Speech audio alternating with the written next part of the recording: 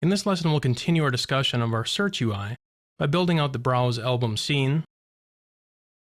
So I'll add another scene based on a UI table view controller. And let me set its class type to Browse Albums View Controller.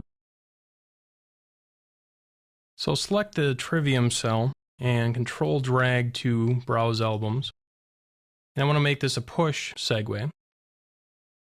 Let's highlight the segue. And let me give this an identifier of Browse Albums.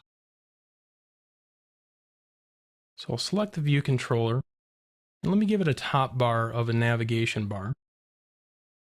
And I'll give this the title Albums.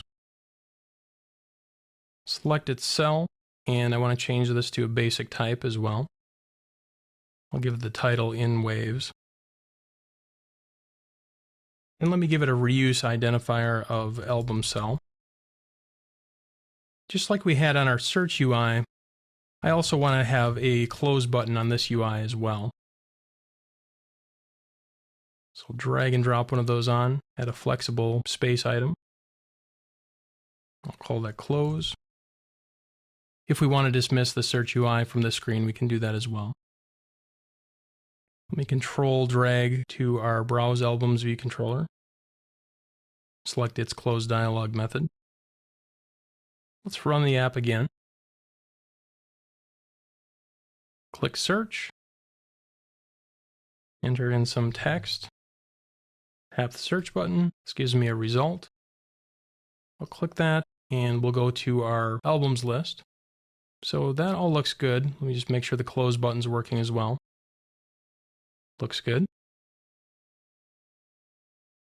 Now when the user clicks the album cell, we're going to want to transition to our details view controller. So let's hook up that functionality. Let me zoom out a little bit. I'm going to want to create a segue from this cell to the album details view controller. So I'll zoom in on this a little bit. See if I can fit all of this on the screen at the same time. I have to drag this up a little bit for the time being. And I'll control drag onto my album details. And I will make this a push transition as well. I'll zoom out a little bit. Let me select that segue. And I will give this an identifier of show details. All right, let's look at the Browse Albums view controller.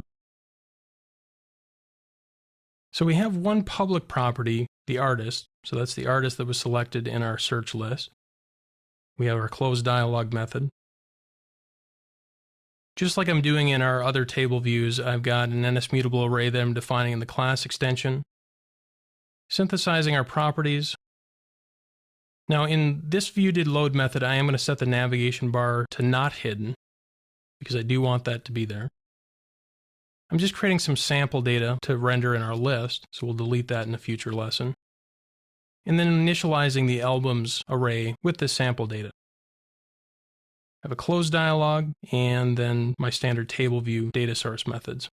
Now let's first look at the search artist's prepare for segue. So in its prepare for segue, I'm determining is this the Browse Album segue? If it is, then let's get a reference to our Browse Albums view controller. Find out which row the user selected, and then grab the appropriate artist and set that on the view controller. So this will transition over to the Browse Albums view controller then. And in here I'm doing something very similar, but I'm saying if the segue is equal to show details, then get a reference to the album details view controller, which is the destination. Find out the selected index path, grab the appropriate album, and then I additionally want to set its Save to List Enabled property to Yes. This will allow that Save button to be enabled when we navigate to this UI. Let's actually navigate over to that method right now. So in the Album Details view controller, currently we're doing nothing. We will end up saving this ultimately, but for now let's just dismiss this view controller. So I'll say Dismiss View Controller Animated, Yes, and pass in null for the completion. All right, so let's run it and see how everything looks. Enter in my search term, click on the album, and we can see we have our album details. Oh, but we can see we have a couple problems here. Let's modify one thing about the bar at the bottom. I'll go to my storyboard and select the details for the album view controller. One of the things that we can set on the view controller itself is whether or not it hides the bottom bar when it gets pushed onto the stack. So all I need to do is simply select that.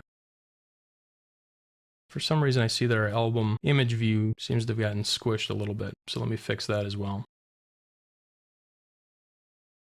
Run it again. Enter in my search term. Select the album. Well, our album image still looks a little messed up. I'll have to figure out what the problem is with that. But at the bottom, we can see that our toolbar is no longer present, and we can see our buttons. So tapping the button should take us back to the main UI. And it does, so that looks good. Our search UI is now complete, and with it we're able to navigate all of the scenes in our app. So we've covered a lot of ground in this chapter's lessons. We've converted our existing nib-based project over to use storyboards, added new scenes to display the album details, and created a prototype of our search UI. Along the way, we've seen how to use scenes and segues and pass data between various scenes in our app. You should now have a good understanding of the very cool new storyboarding features